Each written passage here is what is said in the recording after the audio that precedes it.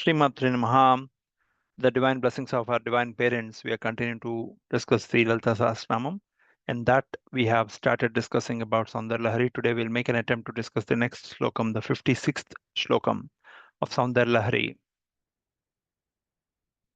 श्रीकांतो मातलो सजनीश्वर मंगलाजन का शंकरो महादेव त्वं वंदे गजाननम विमलपटी कमलकुटी पुस्तक रुद्राक्षसस्तपटी कामाक्षी पक्ष्मलाक्षी कलित विपंची विभासी वैरिंची मनोजवं मारुतुल्यवेगं जितेन्द्रियं बुद्धिमतां वरिष्ठं वातात्मजं वानरयुतमुख्यं श्रीरामदूतं शिरसा नमामि गुरुवे सर्वलोकानां विश्जय भवरोगनाम्निधेय सर्वविद्यानां श्रीदक्षिणामूर्तये नमः ज्ञानानन्दमयं देवं निर्मलस्फटिकाकृतिमाधारं सर्वविद्यानां हयग्रीवमुपास्महे शिवशक्त्या युक्तो यदि भवति शक्तिर्ब्रह्म न चेदेवं देवो न खलु कुशलस्पन्दितुं व्यतस्त्वामाराध्यां हरिहरविरिञ्चादिभिर्प्रणन्तुं स्तोतुं वा कदमकृतपुण्यः भवति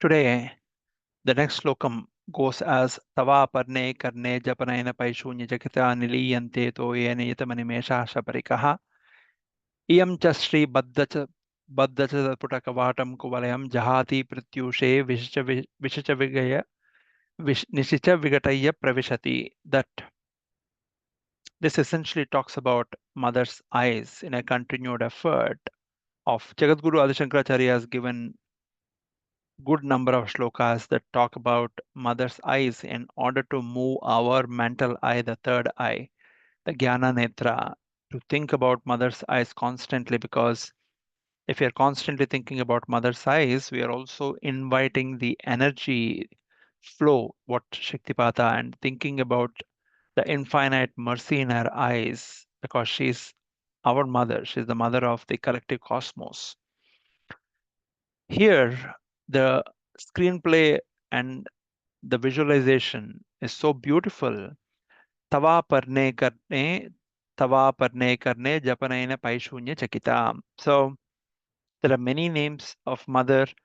Jagadguru Adi Shankaracharya picked up the name Aparna. In the previous slokam, we discussed about Parvati.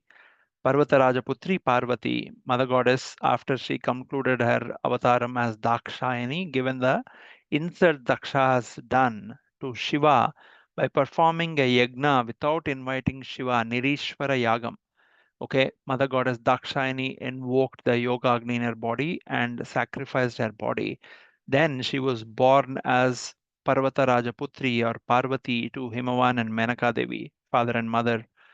And that mother goddess Parvati, who was physically very attractive, who used to serve Lord Shiva, the yogi, and she did tapasya for Shiva.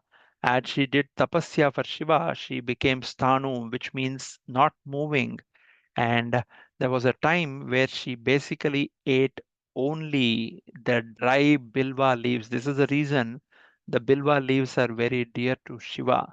Whatever bilva leaves from the plant that fell on the ground or fell on her mouth, she would eat only those, aparna. And she became just like a skeleton covered with skin. And that's when Shiva opened his eyes and agreed to marry Tava Aparne. So Jagadguru is talking about that Parvata Rajaputri who went through severe penance in order to convert the yogi Shiva to the Bhogi Shiva and therefore get him, the one who burned down Manmada, moved with the desire to marry our mother. That is the power of her devotion and tapasya. Therefore, this namam is very, very dear to mother and father. It shows how mother basically put gigantic, significant efforts in order to get Shiva as her husband and who married her following the Vedic dharma. And tava parne karne japanaina paishunya chakita niliyante toye netamanimesha shaparikaha. The fish mother also has a name Meenakshi. The fish at that time used to live on the surface, and sometime they heard that mother also has this Aparna who lost her physical beauty, became a set of bones, skeleton just covered with bones. now got married to Shiva, and she is also being addressed as Meenakshi. Meena is fish, Akshi is eyes, the one who has her fish like the who has her eyes like the fish is called Meenakshi. And therefore, all the fish thought, now mother also has the name Meenakshi, let's go see at her eyes and see whether her eyes really look like us or not.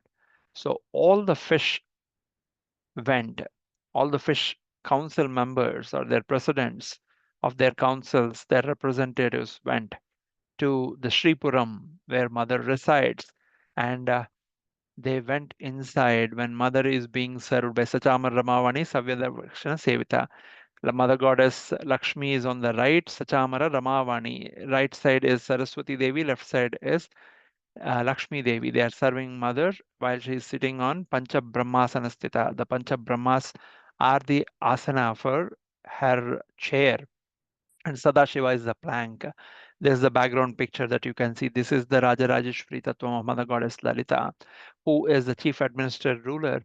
And the fish have entered and bowed down to mother and looked at her eyes. And then looking at her eyes, if mother gets the name of Meenakshi, because her eyes look like ours, but she's not blinking. So when she got the name as Meenakshi, let's also try to steal some power from her eyes. So even we don't blink, therefore reciprocating our eyes and saying mother also not only her eyes appear like fish, but the fish mother also not blinking her eyes just like the fish don't. And this was their plan out of love and devotion, not with any kutantram, not with any ill planning. And therefore, they thought of this, and it is the Sri Sabha, the Sri Puram, whatever Icha Shakti, Jnana Shakti, Kriya Shakti, whatever desires come there, they get fulfilled. And here is the desire of the fishes that was born out of love and devotion. Though the intent they thought, we will steal, was mother wanted to give them reputation to ensure their wish of being compared with mother's eyes is being fulfilled. Therefore, from that day, the fish did not blink their eyes.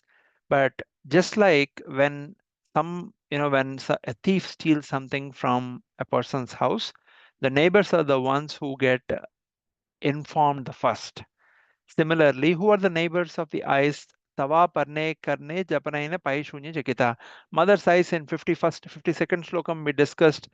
Mother, your eyes are spreading to the ears. So ears are the neighbors of the eyes. So the eyes silently told the ears that fishes have this desire and therefore they stole a part of mother's eyes power in order to become eyelidless. Therefore, they don't blink anymore. And the moment fishes heard that information being carried from mother's eyes to the ears, this is all Jagadguru Adi Shankaracharya visualizing the divine play because of the greatest order of devotion he has, because of which he was allowed to bring Soundarya Lahari to be made accessible to mere mortals like I. And therefore, we are able to discuss it today. And when the fish heard that the eyes are sharing the news of the theft to the ears, it's just a matter of time before everybody in the cosmos will get to know. So they ran away by bowing down to mother and ensured tava parne karne japanaina paishunya jagta niliyante toye neta manimesha shaparikaha. So they went to the bottom of the water covered surfaces, the water bodies, and kept hidden from the rest of the world so nobody can see directly them and talk to them about their theft from the grand theft that they did from the mother's eyes.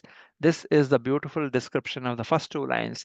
Then the next two lines talk about iyam chas Sri Baddha Chada Putakavatam Kuvalayam Jahati Pratyushe Nishta Vigataya Pravishati. Kuvalayam essentially is the lotus. Okay, which lotus? This is talking about then the lotuses, which are also compared with mothers, Aravinda Netram, Aravinda Dalayatakshi. There are many references that are given to mother's eyes saying they are equivalent to lotuses. So once the bluish pink lotuses came visiting mother in the Sripuram saying, Mother, we heard your eyes are always compared to lotuses, and therefore we came to see on what is how close are we to your eyes, and why is that your names are called Arvinda Dalaya Takshi, or why is that you are called Arvind, why is that you are called the one with lotus like eyes. And then when they looked at mother, they felt ashamed. They said, where are those beautiful eyes? Where are we? And but whenever whoever looks at mother with love, devotion, no matter whatever be the emotion, they will get blessed. Even Mahishasura, who looked at mother with lust, was punished but was given moksha by mother. Her mere touch gives liberation to the beings, no matter what the body is, no matter what the thought is. When the lotuses came to mother's Sripuram, or the court in which mother resides, Sri Chakrarajapuram, and thought of themselves being compared to mother's eyes, they got belittled, realizing that they are not a match to, not a comparison to mother. And this was the point where lotuses, Padmadalaya Takshi, who lotuses are the closest to whom the Lakshmi. That's the reason the third line says, Iyam cha Sri Baddacha, the Baddacha Putta Kavatam. Kavatam is the doors. Putta means the lotus, the petals. Putta Kavatam Kuvalayam. The lotus's petals started getting closed in the morning and started opening in the night. What does that mean? These bluish pink lotuses, what is the secret that Jagadguru Adi Shankaracharya is telling us? Mother is a Mahapativrata.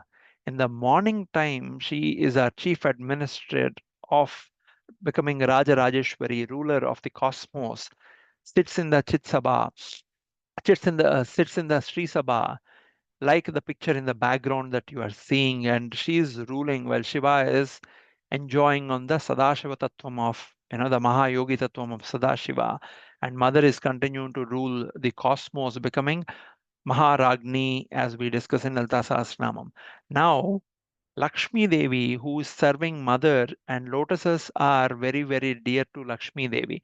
Since Lakshmi Devi is serving the Mother in the morning, and her power from the lotuses has been withdrawn, because these lotuses, when they came to see Mother, they felt belittled, and their power unknowingly was offered. Like, the fishes stole the power from Mother's eyes.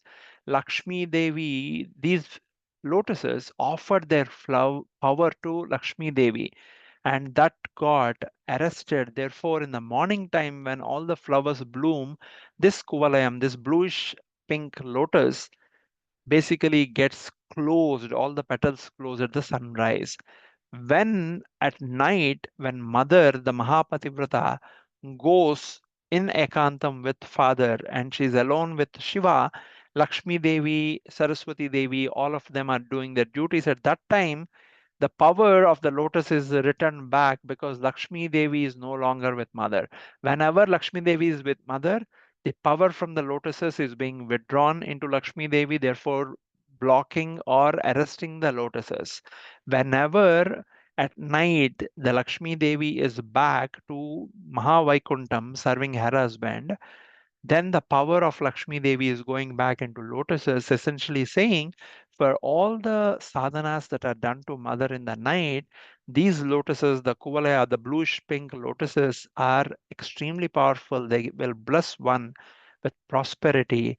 And therefore, these lotuses that bloom in the evening and night are extremely they give us a lot of prosperity, material wealth. And these lotuses, which open in the night and close in the morning, essentially are the flowers that can be offered in the night and evening sadhanas. This is the secret that Jagadguru Adi Shankaracharya is telling us in this very powerful slokam that talks about the power, infinite power of Mother's eyes that can continue to nourish us and the whole cosmos just by the mere glance. This is a brief offering at the lotus feet of the divine parents. We'll chant the Mangalam Stuti. Mangalam Guru Shri Chandramaulishwarage Shakti Ganapati Sharadambige Shankaracharyanige Kala Bhairavage Kali Durgige Veeradila Sura Hanuma Maruti Charanage Mangalam Guru Shri. Stay blessed. Shrimatre Namaha.